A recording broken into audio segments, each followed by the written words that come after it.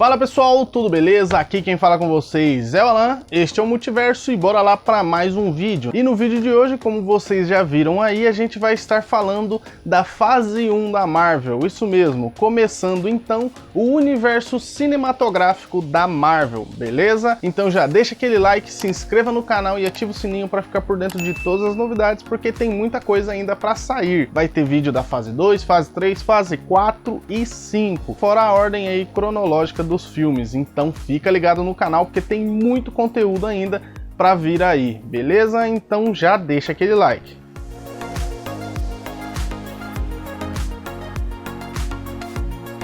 E para começar falando desse assunto, a gente tem que dar aí uma introduçãozinha, né, para este universo, onde a gente já tem feito aí, né, uma playlist gigantesca da história da Marvel, passando pelo seu surgimento, né, pela criação da Marvel. A gente também fez vídeos aí falando dos filmes que estavam em outras produtoras, né, que a Marvel havia vendido essas propriedades intelectuais, né, esses super-heróis para outras produtoras fazerem o filme. E essas vendas começam a acontecer ali na década de 90, né, em torno ali de 97 foi a maior parte da venda, né, mas os primeiros personagens a serem vendidos foi em 93, com os X-Men aí sendo vendidos para a Century Fox, né? Que é a Fox, que hoje pertence à Disney. Mas como a Marvel tinha um contrato aí com várias produtoras e vários contratos diferentes, vários deles tinham uma cláusula específica, que era a cláusula aí de 5 anos, né? Então a produtora tinha que fazer um filme sobre esse personagem em 5 anos. Ou seja, muitos desses personagens acabaram sendo devolvidos para a Disney sem mesmo ter um filme em outras produtoras, porque eles tinham comprado uma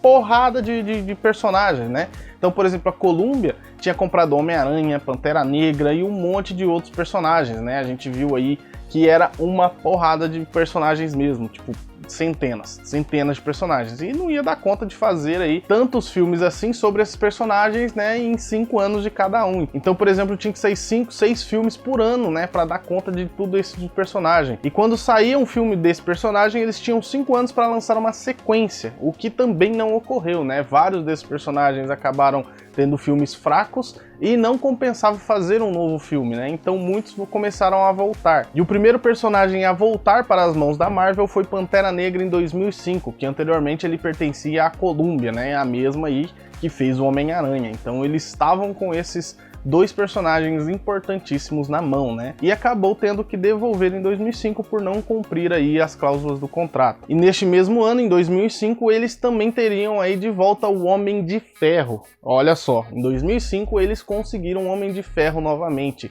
que estava com a New Line, a mesma que fez o Blade, para vocês terem uma ideia. Então o Homem de Ferro também estava vendido, né? E em 2006 eles teriam aí de volta o poderoso Thor, que estava com a Sony, que hoje tem os direitos do Homem-Aranha, mas naquela época pertencia à Columbia, então tinha esse envolvimento aí também. E também em 2006, por volta de junho, teríamos também, né, o retorno de Viúva Negra para os cofres, né, da Marvel, ou seja, a Viúva Negra estava voltando aí para a Marvel, né? E neste mesmo ano também teríamos aí o retorno do Hulk, em 2006 também, porque a Universal não cumpriu aí as cláusulas do contrato, né? Porque eles teriam que fazer aí uma sequência de Hulk de 2003, que não aconteceu. Então ele acabou sendo devolvido para Marvel também em 2006, né? Então eles tinham um contrato diferente porque eles não cumpriram. Mas aí é que tá, a Universal teve uma cláusula diferente ali porque eles conseguiram, né, comprar aí os direitos de distribuição do filme do Hulk, ou seja, os direitos autorais, né, do Hulk, ele poderia sim ser usado aí em filmes da Marvel. Mas se tiver um filme solo do Hulk, a Universal ficaria com essa distribuição. Por isso que a gente não viu um filme solo do Hulk dentro do universo cinematográfico da Marvel. Mas é aí que tá, né? A Universal manteve aí os direitos de distribuição do Incrível Hulk, né? Ou seja, filmes solos do herói seriam distribuídos pela Universal. Ou seja, eles iam pegar ali uma grande parte do faturamento do Hulk. Por isso que tivemos apenas um filme do Hulk, né? Do herói aí para o universo da Marvel, né? O universo cinematográfico da Marvel. E não sabemos quando esse contrato acaba, né? Se a Universal está sempre renovando ou se algum dia vai acabar, né? Também a gente não sabe aí.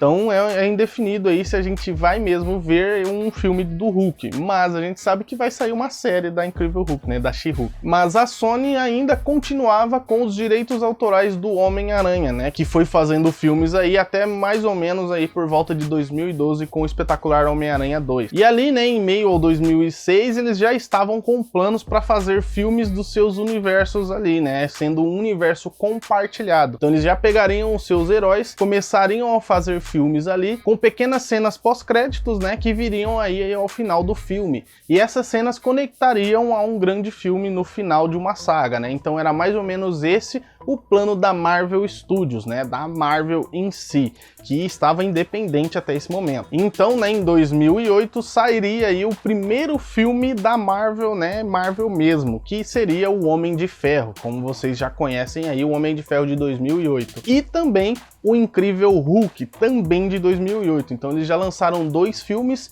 conectando, né, com uma pequena cena pós-créditos ao final, fazendo menção aos Vingadores. Isso mesmo, você não ouviu errado. Lá nos 2 primeiros filmes já faz uma mençãozinha aos Vingadores. E com isso, né, você deve estar se perguntando, mas eles não tinham vendido vários personagens aí? É, eles tinham vendido. Por exemplo, Homem-Formiga e Vespa, que era da formação original, né, junto com Thor, Homem de Ferro e o Incrível Hulk, não estariam dentro, né, do princípio ali do universo cinematográfico da Marvel, né? Esses super-heróis ainda estavam vendidos para outras produtoras e viriam a ser devolvidos lá no futuro. Então, a gente vai chegar lá um dia, né? E em 2009, uma grande empresa estava de olho nisso, porque eles estavam querendo investir, né, em outros tipos de catálogo, né, em outros tipos de filmes, que era a Disney, que até o momento, né, estava fazendo filmes de desenhos. Então eles queriam ampliar ainda mais o seu catálogo. E eles já haviam, né, visto aí o que a Marvel estava tentando fazer,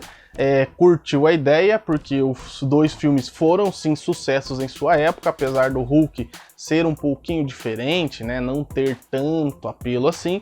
O Homem de Ferro foi um sucesso absoluto na sua época, né, então a Marvel viu isso. E em 2009 a Disney anunciou a compra da Marvel e com ela viria aí a Marvel Studios. E o valor de aquisição ficaria ali em torno de 4 bilhões de dólares. Era uma grana considerável aí para os cofres da Marvel, né, tirando assim esse peso dos produtores ali, né, então foi essa a compra aí. O que deu bastante retorno a gente vê nos dias de hoje, né? E dava-se início então, né, aos filmes de heróis da casa do Mickey. E com isso a gente vai aí então para os primórdios dos filmes, passando por cada um, né? Onde a gente vai contar desde onde se iniciou, né, o UCM, o universo cinematográfico da Marvel, com o Homem de Ferro de 2008, feito aí pelo Marvel Studios, né? Ainda não era a Disney. Então vamos lá.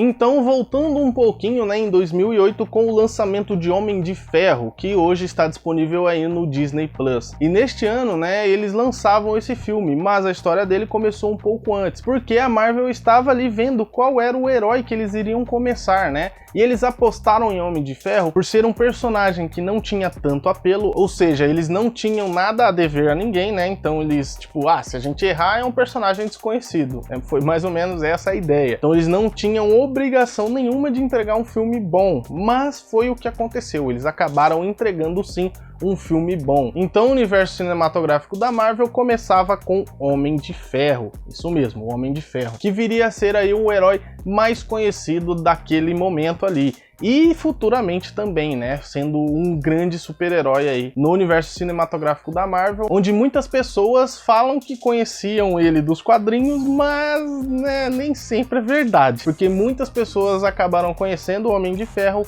através do filme. E como não seria diferente, né, os heróis da Marvel têm uma origem diferente, né? O que a gente vê, por exemplo, na DC, que são super-humanos ou super mega powers, são como deuses praticamente, né? No universo da Marvel é um pouco diferente, são heróis mais humanos, cada um tem uma diferença gigantesca de uma origem para outra, né? O próprio Homem-Aranha é um cara mais ali do Brooklyn, mais tranquilão, da vizinhança, e não seria diferente com o Homem de Ferro, né? Que viria a ser aí um bilionário que estava vendendo armas para ambos os lados de uma guerra. Mas não necessariamente o próprio Tony Stark, que é o Homem de Ferro, né, sabia disso. Então ele acaba ficando até um pouco surpreso por ver aí as suas armas, as suas criações nas mãos dos inimigos. E então é esse o estopim para dar início à guerra, né? A guerra contra o Tony Stark, onde ele acaba sendo sequestrado por um grupo de terroristas que acabam deixando ele em uma caverna com um cientista lá também, né? E com a seguinte ordem, né? Que ele deveria fazer uma arma de destruição em massa. Mas isso não seria fácil, né? Até mesmo porque ele estava numa caverna com recursos limitados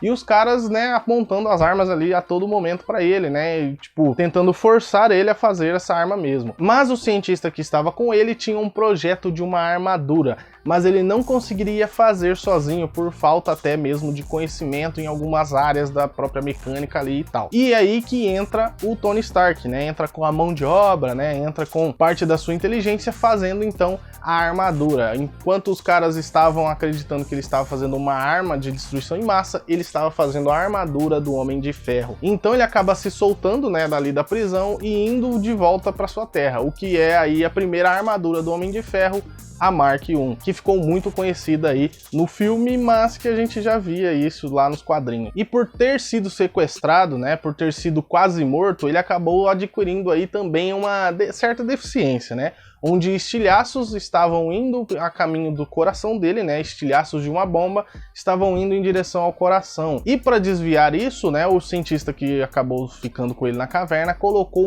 uma espécie de reator ou algo assim no peito dele que afastava esses estilhaços, né. Então, enquanto esse reator estivesse ligado, os estilhaços ficariam longe, o que acaba sendo um empecilho, né, ao passar do tempo. E o Tony Stark tem que resolver esse problema ali no decorrer do filme, né. E com ele vendo também as questões aí dos seus armamentos em outras mãos, nas mãos dos inimigos ou nas mãos de pessoas erradas, ele acaba fazendo uma estratégia diferente, né, tirando toda a fabricação de armas da sua empresa, que eles agora vão mudar a empresa para se tratar aí de uma empresa um pouco mais politizada, por assim dizer, né, trazendo aí uma pegada diferente, onde eles viriam agora trabalhar com inovações. E com isso viria aí a Mark II, que seria uma armadura um pouco melhor do que aquela que ele fez na caverna, né, que agora ele tem todo o recurso. Então ele começou a trabalhar nisso e se tornou assim o Homem de Ferro.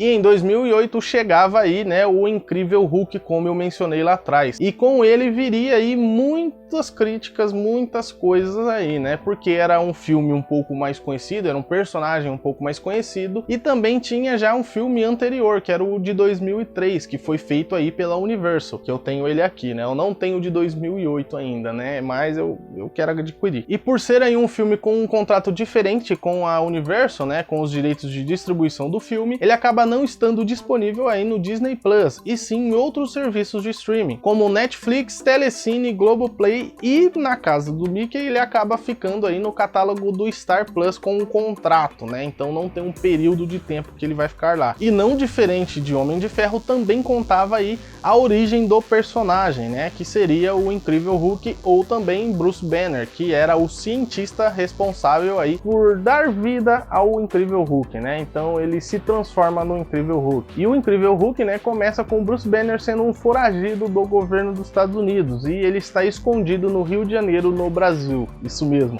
aqui no Brasil, ou pelo menos era para ser, né? Eu acho que fica até bem fiel, sim. E ele estava também longe do seu amor, né, a Beth Ross, e também longe de seu pai, que é aí o cara que está procurando ele, que é o General Ross. E eles acabam descobrindo onde ele está, porque ele acaba tendo um ferimento, e esse ferimento acaba dando um pinguinho, né, dentro de uma bebida, e uma parada acaba acontecendo, né? E com isso, com esse incidente acontecendo, eles descobrem então que tinha a ver com o Bruce Banner, com o Incrível Hulk. E o governo dos Estados Unidos queria, né, pegar o Bruce Banner para fazer ali pesquisas e descobrir qual é a fonte do poder do Hulk, fazendo aí vários super soldados. Então não era só, por exemplo, no Capitão América que a gente ia ver super soldados, né? E o motivo dele estar escondido é porque o governo dos Estados Unidos quer aí o desenvolvimento do seu sangue, que tem ali os raios gama que acabam o transformando em Incrível Hulk, mas ele sabe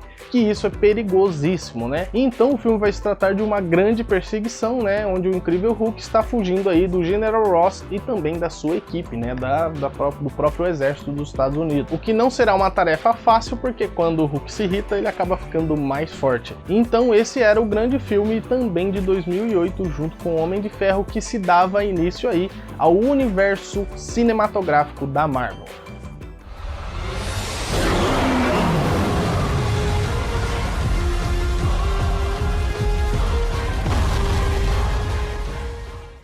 E em 2010 chegava aí o primeiro filme sobre o nome aí Disney, isso mesmo, né? Em 2010 chegava Homem de Ferro 2. Lembra que eu falei que o Homem de Ferro era meio escondido, ninguém sabia que ele era um Homem de Ferro? No final do filme, né, do primeiro filme, isso aqui é um spoiler, mas um spoiler de um filme de 2008, da Marvel ainda, então não é considerado tão spoiler assim, né? Porque é a história de origem do Homem de Ferro. Se você não assistiu ainda, tá perdendo aí. Então o filme conta a história de origem, né, do personagem Homem de Ferro, e no final do filme o próprio Tony Stark revela que ele sim é o Homem de Ferro, né? Porque tava todo mundo já suspeitando. E com isso, né, ele acaba ficando vulnerável ao governo, porque o governo vai querer um pedaço desse negócio aí, dessa arma aí. Mas como é uma propriedade privada, o governo não tem direito, mas eles querem sim esse direito. Eles falam que a armadura é uma arma e qualquer arma desenvolvida dentro do país é do país, então é dos Estados Unidos. E com isso tem esse atrito, né,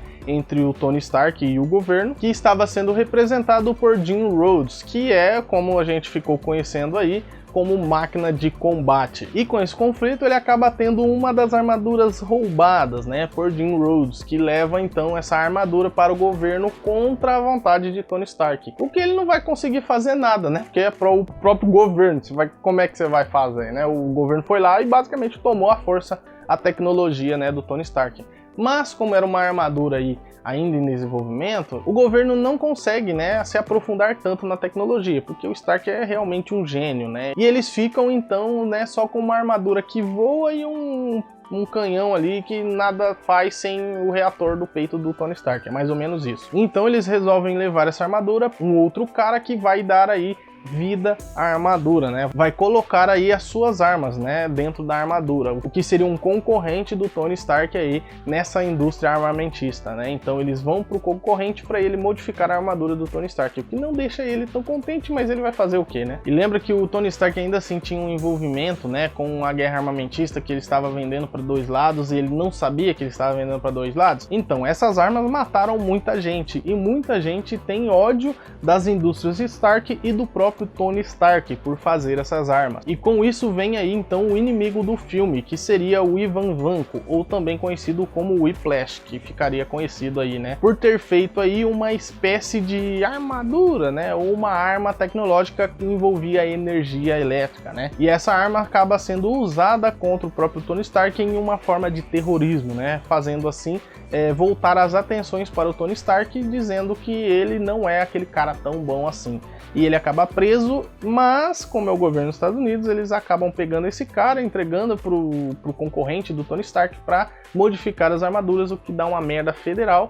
E o Tony Stark vai ter que resolver, né? O governo faz uma merda e o Tony Stark vai ter que resolver. É basicamente essa a história do Homem de Ferro 2, né? Que é um filme bem interessante. E eu até acho bem legal mesmo, que já dava uma cara aí de mais orçamento. Então, era mais ou menos isso que começava a ficar evidente no primeiro filme publicado sob o nome Disney, que apresentava outros personagens como Natasha Romanoff e também o próprio Nick Fury em apoio ao Tony Stark. Então fica aí a recomendação de Homem de Ferro 2.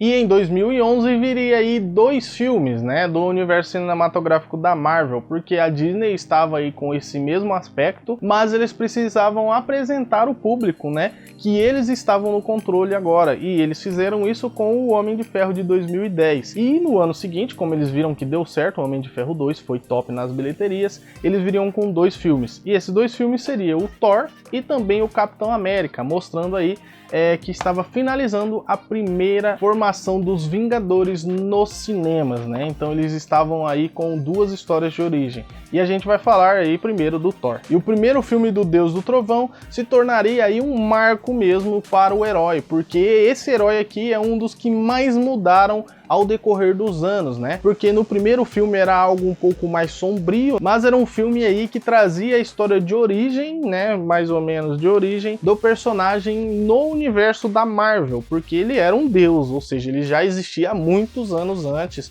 né? O seu nascimento ou coisa assim não é a história de origem do Thor, né? O Thor viria a ser aí a história de origem dentro da Marvel, onde ele está prestes aí a receber o comando de Asgard, que é o mundo deles ali, né? Que governam os 9 reinos, né? Então era mais ou menos essa a proposta do filme, onde veríamos aí o sucessor de Odin, Thor, a assumir assim o trono, né? Mas era algo que ele não queria. E vamos ser apresentados para vários personagens importantíssimos dentro do universo da Marvel, principalmente Loki, que a gente vê que deu um trabalho federal para os Vingadores, a gente vê que deu um trabalho aí federal lá para os Agentes do Tempo. Então era um cara aí que, meu, era assim, aqui era o primeiro momento dele, o que a gente vê que dá uma treta federal lá na frente. Mas isso não é só a grande treta que Loki causa, né? Nesse filme aqui ele também causa uma treta gigante, né? Porque ele descobre algumas coisas ali, vai com os inimigos, né, do rei e acaba, né, tendo ali uma mãozinha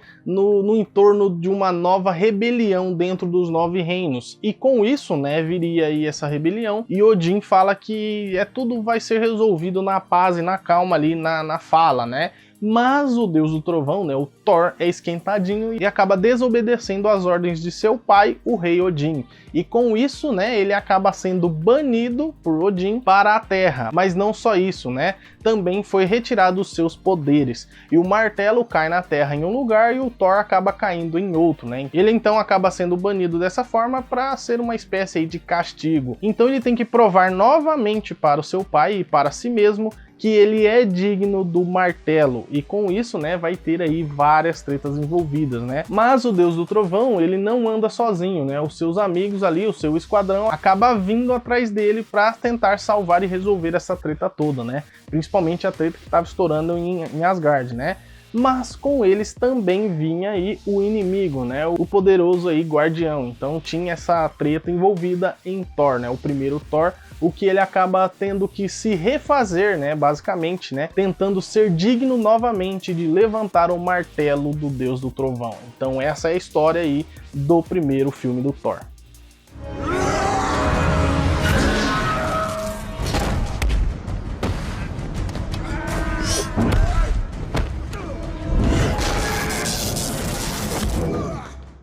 E agora vamos falar aí do Capitão América, que é o primeiro filme cronológico, isso mesmo, cronológico do UCM, que a gente vai fazer um vídeo sobre a ordem cronológica aí da Disney. E quando for lançado vai estar aqui no card, beleza? Então fique calmo, vai estar aí no card para você assistir se você está assistindo após aí o lançamento desse vídeo, né? Então a gente já está fazendo. E esse então se tornaria aí o primeiro filme cronológico da franquia, né? Se passando aí durante a Segunda Guerra Mundial ou ali por volta de 1945, né? Mais ou menos nessa a proposta. Porque se trata aí do fim da guerra, onde o próprio Capitão América dá fim à guerra, né? Só que é mais às escondidas, né? Com pequenos avanços ali dentro da guerra, enfrentando a Hydra, então ele sim foi responsável pelo fim da guerra. E como a Disney estava indo na onda do Marvel Studios, aqui também não seria diferente, contando aí a origem do personagem Capitão América, né? Que se trata aí do jovem Steve Rogers, que acaba sendo voluntário, né,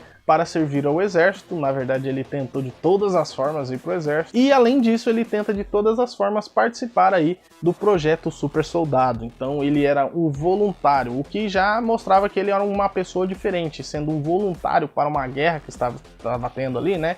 que era uma pessoa mesmo diferenciada. E nos próprios treinos, né, dentro do exército ali, dentro do seu pelotão, era visto que ele era diferenciado, com ideias diferentes, né? As próprias atitudes dele eram atitudes diferentes das dos demais. Ele realmente queria estar ali, então era uma pegada totalmente oposta, né, à a grande maioria dos soldados. E com isso, então, eles acabam escolhendo ele para participar desse projeto, né, o projeto do super soldado, que era um projeto escondido que transformaria ali um homem só, um soldado com a força de 10 homens, o que acaba dando certo, mas acaba também dando errado, né, porque eles acabam chamando a atenção dos inimigos ali, ou como conhecidos aí, a Hydra, que se tornaria ali um inimigo comum por muitos anos ali, né, depois disso, até mesmo fazendo parte, né, do próprio universo da Marvel ali, se entrelaçando entre os bons, mais ou menos nessa pegada, né, onde a gente vai ver muito eles ainda aí pra frente. E então, né, o Steve Rogers acaba sendo aí o primeiro super soldado e único pela treta que estourou lá no começo do filme. E essa treta envolvia aí o soro do super soldado, onde eles dariam para outras pessoas também dignas de receber aí esse soro, né? O que a gente vê que o Steve Rogers era meio diferente, o que acaba adentrando ao exército, mas agora para promover, né, assim, as batalhas, promover o alistamento, né, de novos soldados, porque o próprio general vê que vai ser útil, mas um cara só não é tanta coisa assim, ele queria vários super soldados, né? Então a gente vê ali que, né, nem sempre dá tão certo assim. Mas lembra que eu falei que ele era um cara diferenciado? Então ele diz meio que, né, desobedece ali as ordens do cara e vai resgatar um grupo de pelotão, que era o pelotão onde o seu amigo Buck estava. Isso mesmo, a gente vê o Buck aqui pela primeira vez, né? E ele vai então ao resgate desses soldados porque era uma missão impossível de se chegar e uma missão impossível de voltar. Então eles não sabiam onde que os caras estavam, eles não sabiam se como que era a guarda dos manos, eles não sabiam como que estavam os inimigos, então era uma missão assim, loucura mesmo. E ele vai lá sozinho e consegue resgatar esse grupo de soldados, fazendo assim uma, né, como se fosse uma demonstração do que ele pode fazer, o que acaba, né, se tornando aí parte do seu serviço a partir dali, né? Porque agora o general acompanha ali de perto o que ele vai fazer e vai dar as estratégias corretas, indo atrás aí da Hydra, né? Que estava envolvida com os nazistas, claramente. E é aí que entra o grande vilão do filme, que é o Caveira Vermelha, né? Que sai na treta, na porrada ali com o Capitão América desbravadamente, que é o que a gente vemos aí como o primeiro super soldado de verdade, porque era quando o soro ainda estava em desenvolvimento e quando dão aí o soro pro Caveira Vermelha, ele acaba, né, perdendo a pele aí da cara. Então é mais ou menos essa pegada aí do Caveira Vermelha, e os dois têm que sair na treta, e acaba sendo que o Capitão América vai ter que resolver toda essa função, toda essa treta aí, e muitas coisas acontecem no filme, né, que a gente vai ver mais pra frente. Então fica aí a recomendação de Capitão América, o primeiro Vingador. Não!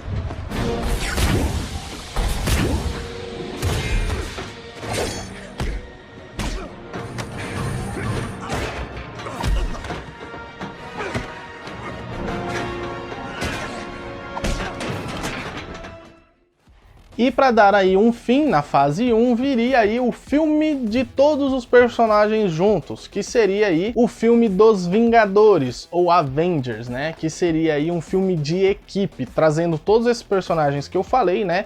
O Thor, o Hulk, Capitão América, o Homem de Ferro e também os heróis um pouco menores, que seria a Viúva Negra e também o Arqueiro, né? Que iriam aí dar apoio à equipe principal ali de heróis mesmo, de super-heróis. Eles eram apenas heróis porque não eram super, era mais ou menos essa pegada, né? E então eles vão ver aí essa treta estourar, né? Porque todos os filmes anteriores a gente viu uma pitadinha ali na cena pós-créditos do que viria a ser os Vingadores, né? Então o recrutamento já havia começado, como eu mencionei aí em vários filmes, com essas cenas pós-créditos. E como a gente já conhecia aí as origens do personagem, neste filme aqui ficava envolto aí da formação da equipe e também da treta geral, onde o mundo estava envolvido, né? O mundo estava sendo aí ameaçado. E tudo isso que a gente vê que estava sendo construído desde Thor, né? Onde Loki está agora como inimigo em comum dos Vingadores, na invasão Chitauri a Nova York, que seria aí o principal, né, palco dessa guerra intergaláctica, interdimensional, se quiser chamar aí. E tudo isso, né, após Loki roubar aí o Tesseract, né, dos cofres aí da SHIELD. Então ele acaba pegando o Tesseract e usando este poder para sua barganha ali, né, sendo um poderoso inimigo para os Vingadores, tentando ali conquistar a raça humana, né. Então ele chega ali para tentar conquistar tudo. E os Avengers vão lá para tentar resolver essa treta prendendo o Loki, né. E essa treta ficaria muito conhecida, né, principalmente aí no universo, né, no universo da Marvel que a gente já está vendo aqui, porque mais pra frente esse aqui seria um ponto muito importante da franquia, porque sempre há menções a essa batalha, né, a Batalha de Nova York, e também do ano de 2012, onde eles veriam a primeira batalha da equipe, né, o primeiro momento em que a equipe se reuniu, e também teve essa treta dos Chitauri que a gente já vai ver aí mais pra frente também. E talvez a primeira aparição de uma joia do infinito, propriamente dito assim, tipo, na tua cara aqui, ó, é esse negócio aqui que a gente não sabia o que era até então, né? E também a primeira apariçãozinha ali de Thanos. Então tinha essa pegada aí, tipo, que era um filme gigantesco que estava realmente expandindo o universo, que a gente viria aí, por exemplo, mais sobre isso na fase 2. E como eu mencionei, essa equipe é diferente da versão dos quadrinhos, que a equipe original dos quadrinhos é o Homem de Ferro, Incrível Hulk, Thor, Homem-Formiga original, que seria o Hank Pym, e sua esposa, né, a Vespa. Então era diferente essa formação, onde teríamos esses 5 Vingadores. Nesse aqui é uma formação um pouco diferente, onde teríamos aí essa formação um pouco diferente, que seria os 4 grandes mesmo, né, os super-heróis, que seria Thor, Hulk, Homem de Ferro e Capitão América. E a equipe de apoio aí, que é Viúva Negra e Gavião Arqueiro, né. Então tinha essa pegada aí de diferença entre as duas versões, que é a do cinema e a dos quadrinhos, por se tratar ali das paradas, né, envolvendo os contratos. Então fica aí a recomendação do filme dos Vingadores de 2012, que está também disponível aí no Disney Plus. Então esse aqui é o filme que dá início, né, basicamente a tudo, né, sobre o universo e essas conexões aí da Marvel. This is nothing we were ever trained for.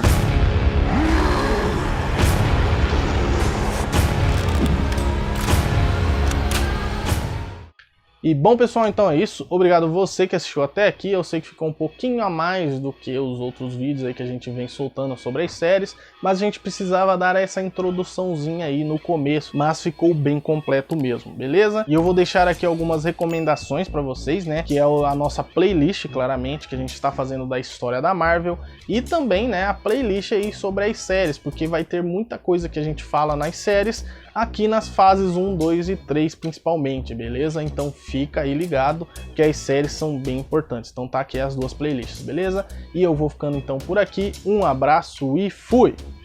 Ah, e não se esqueça de deixar o like, se inscrever no canal e ativar o sininho, hein? Porque tem muita coisa ainda por vir.